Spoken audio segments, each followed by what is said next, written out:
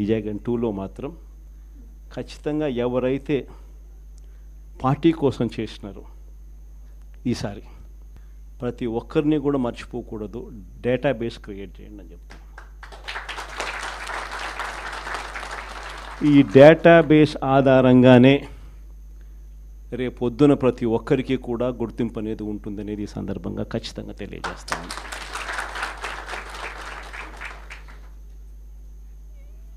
ఇక్కడే కాదు, రాష్ట్ర వ్యాప్తంగా కూడా రాబోయే రోజుల్లో నెక్స్ట్ 1 వీక్లో నెక్స్ట్ వీక్ బహుశా ఒక యాప్ కూడా తయారు చేస్తా ఉన్నాం. దాంట్లో కూడా మీ సీనియర్ లాయర్లు అందరూ కూడా దాంట్లో యాప్లో కూడా ఇన్వాల్వ్ అవుతున్నారు.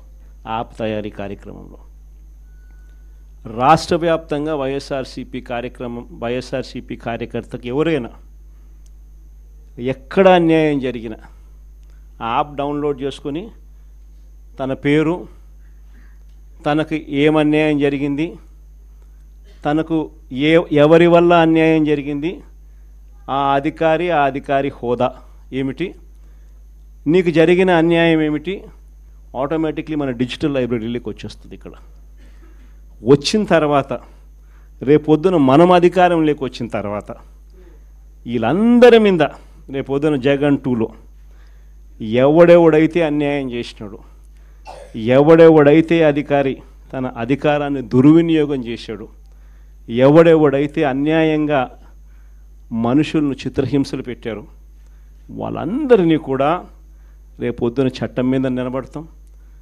చట్టం తన పని తాను చేసుకొని పోతుంది. ఎందుకంటే ఈరోజు చూస్తూ ఉన్నాం ఇవన్నీ కూడా. ఈరోజు లాయర్లుగా మనం పోయి వాదించే కార్యక్రమం ఏదైతే మనం చేస్తూ ఉన్నాము అని అంటే, ఎవరి తరపున మనం వాదిస్తున్నాము అని అంటే నిజంగా దెబ్బతిన్న వారి తరపున వాదిస్తూ ఉన్నాం. ఆ దెబ్బ అనేది ఎంత తీవ్రంగా కనిపిస్తూ ఉంది అని అంటే, కళ్ళ ఎదుటే దొంగ సాక్ష్యాలు, దొంగ కేసులు పెడతా ఉన్నారు.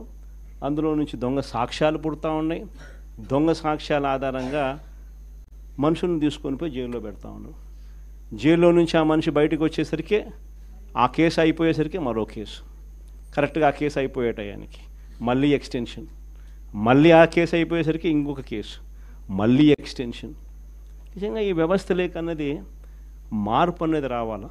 అధికారం ఉంది కదా అని చెప్పి, యూనిఫామ్ ఉంది కదా అని చెప్పి దుర్వినియోగం పరచడం అన్నది ఎంతటి బాధ కలిగిస్తుంది అటువైపున వ్యక్తికి కూడా అన్నది ఇటువైపున వ్యక్తికి కూడా అర్థం కావాలి. అర్థం కావడానికి అందుకనే లాయర్లు చేయించిన ఈ యాప్ని మనందరి సమక్షంలోనే నెక్స్ట్ వీక్ అది కూడా లాంచ్ చేసే కార్యక్రమం కూడా చేస్తాం. రాష్ట్ర వ్యాప్తంగా ఈ కార్యక్రమాలన్నీ చేసే ప్రతి విషయంలో కూడా మరొక్కసారి మళ్ళీ చెప్తా ఉన్నా, మీ పాత్ర చాలా ముఖ్యం. ఈరోజు రాష్ట్రంలో ఉన్న ప్రత్యేకమైన పరిస్థితులు ఏమిటో, ఈ ప్రత్యేక పరిస్థితుల మధ్య మీరు పోషిస్తూ ఉన్న పాత్ర ఏమిటో నేను వేరే చెప్పాల్సిన అవసరం లేదు. నిజంగా ఈరోజు పార్టీకి అన్ని రకాలుగా ఒక పెద్దన్న పాత్ర ఎవరైనా పోషిస్తూ ఉన్నారు అంటే అది న్యాయవాదులేనే చెప్పాలి. అడగకపోతే అమ్మైనా అన్నం పెట్టదన్నట్టుగా, కోరకపోతే దేవుడైనా కూడా వరం ఇవ్వడు అన్నట్టుగా, పిటిషన్ వేయకపోతే, న్యాయస్థానంలో మీరు నిలబడకపోతే న్యాయం కూడా దక్కే పరిస్థితి కూడా ఉండదు.